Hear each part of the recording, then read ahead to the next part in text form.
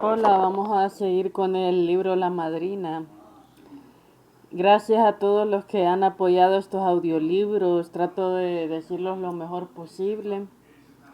Eh, Siempre hay como 10 o 20 personas que siempre apoyan todos los audiolibros. Muchas gracias. Este libro trata sobre la relación de un sobrino con la madrina que perdió a sus padres y era la única familia que tenía. Bueno, comencemos. Pórtese bien, me oye Juan Ramón, nada de andar buscando granitos de maíz a los cercos ajenos. Yo salí al portoncito y me quedé viendo cómo mi madrina, a pasitos cortos y rápidos y nerviosos, se iba alejando por el camino hasta esfumarse entre las nubes del polvo que arrastra el viento. El momento después que estábamos Canelo y yo en los cercados vecinos hartándonos la caña y las guayabas de los guayaquiles y de dulcísimas manzanas rosas. Mi madrina regresó casi a las 7 de la noche, yo atemorizado por el silencio y la profunda oscuridad que me rodeaban, esperaba despierto, acurrucados en el camastro, acariciando suavemente la cabeza del perrillo y mantenerlo echado junto a mí. Después de sentir la oscura presencia del Canelo me reconfortaba. Cuando lo oí toser por el portoncillo suspiré aliviado. Su llegada ponía fin a mis angustiosos temores de la amenaza de las pepas que mi imaginación había andando rondeando por ahí las montañas, a sus escobas buscando cómo hacerse de quién sabe qué espantoso maleficio, para vengar así la pedrada que yo oculto entre las cepas de un cañaveral lanzaba cierto día contra la casucha de las brujas. Mi madrina me empujó la puerta preguntando en entrar. Está despierto Juan Ramón, sí, madrina. ¿Se ha portado bien? Sí, madrina. ¿Ha tenido miedo? No, madrina. Ella repetía siempre que uno cuando se había libre de pecados no tenía por qué sentir miedo de la soledad entre las sombras de la noche. Por eso le mentía. Mi madrina se agachó sobre el fogón después de encender la candela y hacer la lumbre para calentar un poco de agua. Luego comenzó a sacar y a colocar por ahí que había atraído envuelto en el rebozo. Mientras continuaba hablando, le tiene mucha hambre, Juan Ramón. No, madrina, no tengo hambre. Hizo ella una maliciosa sin volverme a ver como si estuviera oyendo el ruido que aún hacía mi estómago, con el caldo de la caña y las muchas frutas que comiera en la tarde que yo había podido digerir bien todavía. Después siguió hablando despaciosamente muy bajito, al igual que cuando se ponía a rezar en sus cansadas letanías. El traje, unas galletas, bolillo de pan, voy a hacerse un poquito de agua dulce. Ya yo me tomé el café allá donde Lola. Arrietas. Ña María me regaló unas mazorcas de maíz picado para las gallinas. Mañana las desgranamos. Ña María es buena con Juan Ramón. Me dijo que me iba a regalar un racimo de curaré. Ya muy pitón y que daba permiso que fuera a su finca siempre que tuviera la necesidad de reajuntar baramas secas. Señor Lorenzo le dejó bastante, gracias a Dios. Yo después de tomar mi agua dulce y de comerme a medias un canelo, las galletas y el pan, me dormí tranquilamente a los pies de mi madrina, arrullado por su monótono bisbiseo. y metido en el saco de gangoche. Continuó mi madrina yendo a rezar en las tardes a la lejana casa de los Arrieta, pero al 9º día tuve que acompañarla yo. No fuimos muy temprano, a la hora del almuerzo. Los Arrieta eran gente acomodada. Querían rematar las 9 días y don Lorenzo con 18 rosarios, en el que los 9 que comúnmente acostumbraba a rezar al día, un novenario corriente.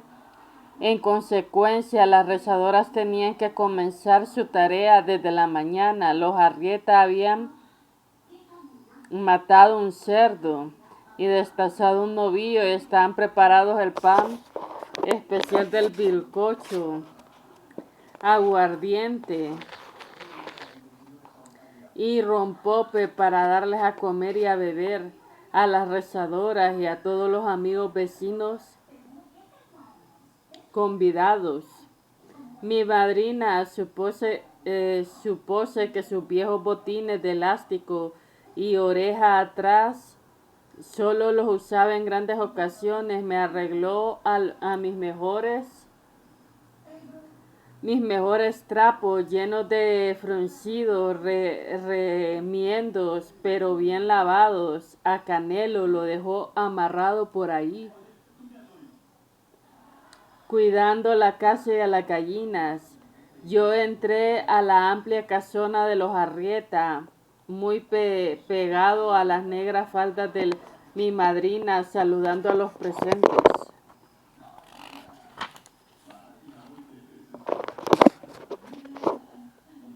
Entre dientes, asustado a ver reunidas tantas personas extrañas, tan serias todas. Y cuando mi madrina se acomodó en su sitio en un grupo de rezadoras, todas vestidas de negro, también lo mismo de las vecinas, ya que se encontraban ahí, las que luego iban llegando a engrosar el corro, y ya me hice un puño junto a ella, procurando no incomodar a nadie, con el deseo de poder pasar inadvertido, para que enseñe a no se fijaran en mis cabeceos cuando me dominaba el sueño. Comenzó el primer rosario, y tras este otro el ronroneo de las viejas iba haciendo cada vez más fuerte y uniforme, hasta que yo, que mantenía los ojos cerrados, llegué a oírlo a la imaginación como el coro de lamentos y llantos espantosos, que me llenaba de angustia el corazón, envidiado entonces por los hombres jóvenes del vecindario, que ponía a quedarse en el corredor exterior de la casona, sentado en la banca, fumando, tomando tragos y contando cuentos, hasta que llegaba de cuando en cuando, entre salvaje y salvaje, alegre rumor de las risas apagadas.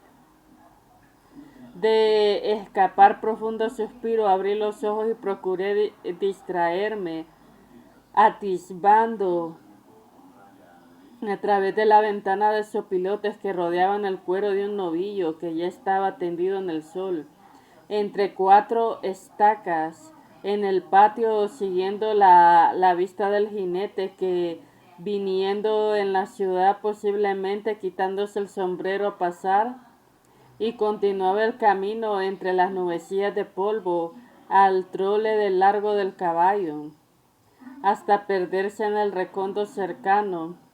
De estas distracciones me sacó el suave y discreto pellizco de la madrina, reclamando mi canción que estaban rezando, y entonces prendí entretenerme examinando y improvisando el altar, que lucía muchos santos, muchas flores, cuando enlutados festones de raso, donde se doblaban y escurrían las lentas gotas del brillante espelma de grandes velas que ardían el candeleros de hojalata forjados en el rapi azul.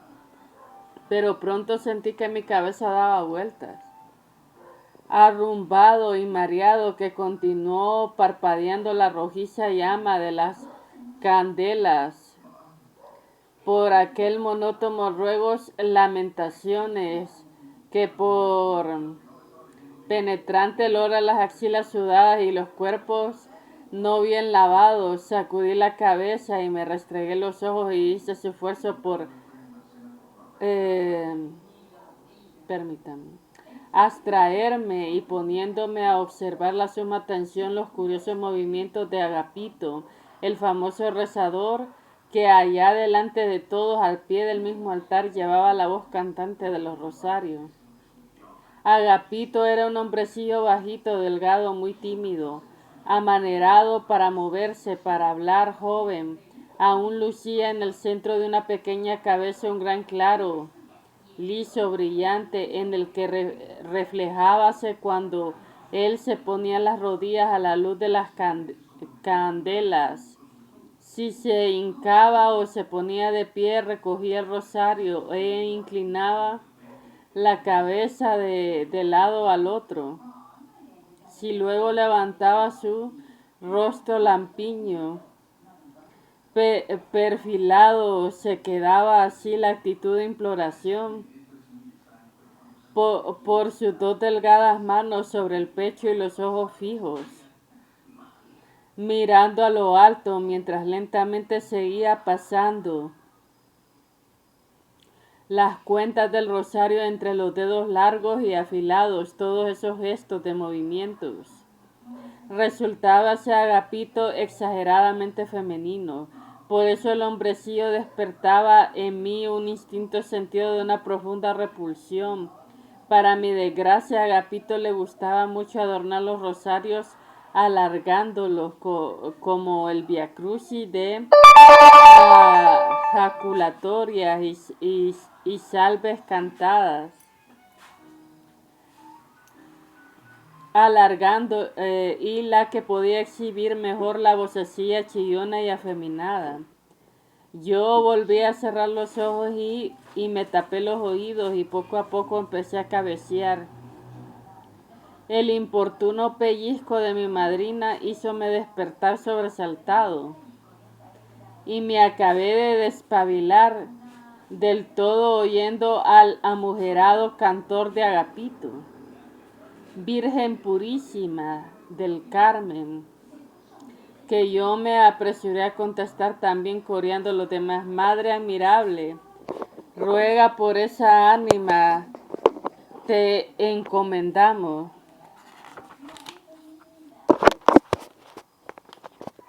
Entre el rosario y rosario hacías el pequeño descanso que doña María y sus hijas aprovecharon para repartir puros cigarros y copitas de aguardiente y de rompope. Rezadoras fumaban mucho, procuraban hacer acopio del tabaco para días siguientes y bebían también buenas copas para el aguardiente para aclararse la voz. Pero mi madrina odiaba el tabaco y el alcohol y a mí no me dejaba ni probar ni siquiera el aromático rompope. No quiero que usted aprenda a beber, Juan Ramón.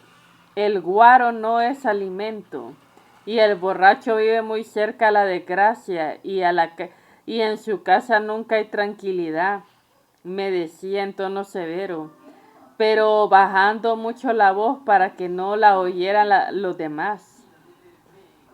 Tanto a la hora del almuerzo como a la de la comida, los vecinos invitados principales comían primero en las largas y bien adornadas mesas que para ellos prepararon en los Arrieta, en el corredor interno de la casona. Ahí el mejor trasto poseía la familia. Servíase bocados muy suculentos y grandes tazas humeantes de espeso y sabroso frito, gordos muslos y tiernas pechugas de pollo, lomos rellenos, picadillos de papa y carne, de achiote, y recalzando la pimienta, las tortas de arroz, miel de la toronja, y el café del bizcocho del pan dulce amasado especialmente por doña María Arrieta. Comían alegremente, trasegado grandes tragos de aguardiente del más fuerte, oloroso fabricaban los contrabandistas del cercano pueblecito de los desamparados, tragos que se toman por alivio y descanso del alma, don Lorenzo Arrieta, y para mejor decir que la grasa del cerdo abundaba en las comidas.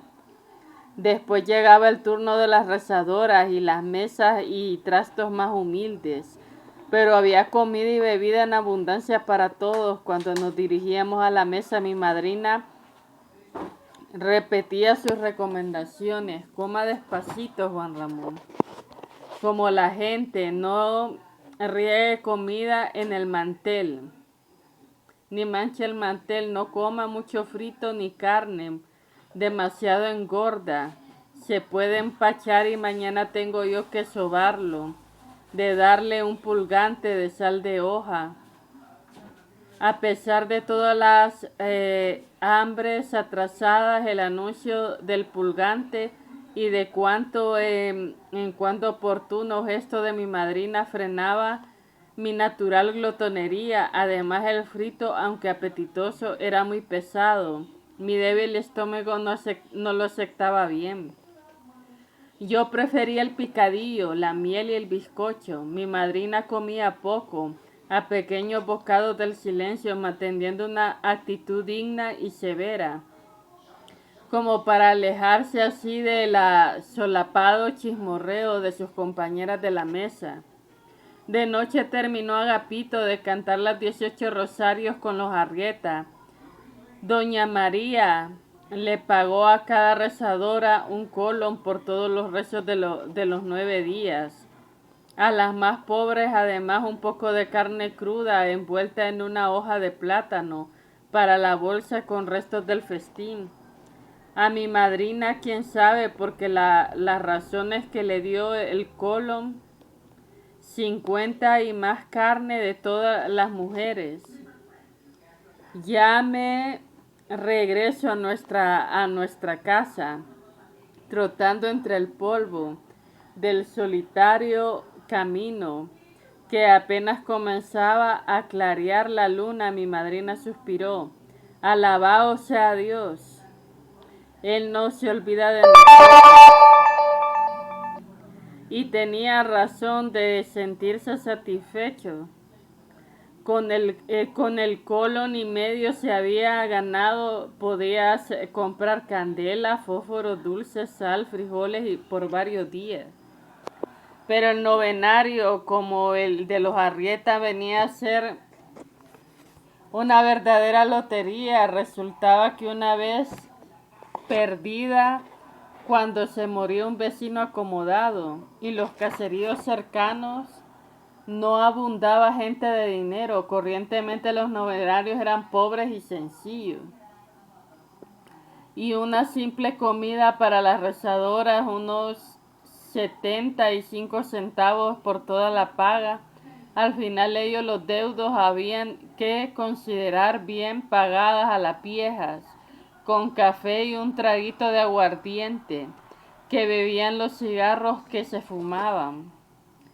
En el invierno la pobre regresaba muy tarde en la noche de esos rezos, como un bollo de pan y unas 4 mazorquillas de maíz chorreado en agua, con los pies cubiertos de barro. No me explicaba yo cómo podía ella recorrer la noche esos caminos sin luz alguna, desafiando los profundos lodazales y el azote despiadado de los frecuentes violentos aguaceros. Entonces parecía extenuada al regresar y asearse las preguntas de la costumbre con voz cansada y débil. Pero aún así tenía cómo y con qué, no se olvidaba nunca de prepararse un agua dulce. Después se quitaba la ropa y escurría retorciéndola. Se limpiaba los pies con un trapo mojado y retirábase Calmor murmurando entre suspiros con la única queja. Dura y muy dura la vida, Juan Ramón, de veras que hay que saber tener paciencia. Bueno, hasta aquí lo voy a dejar. Muchas gracias y sigan escuchando esta novela.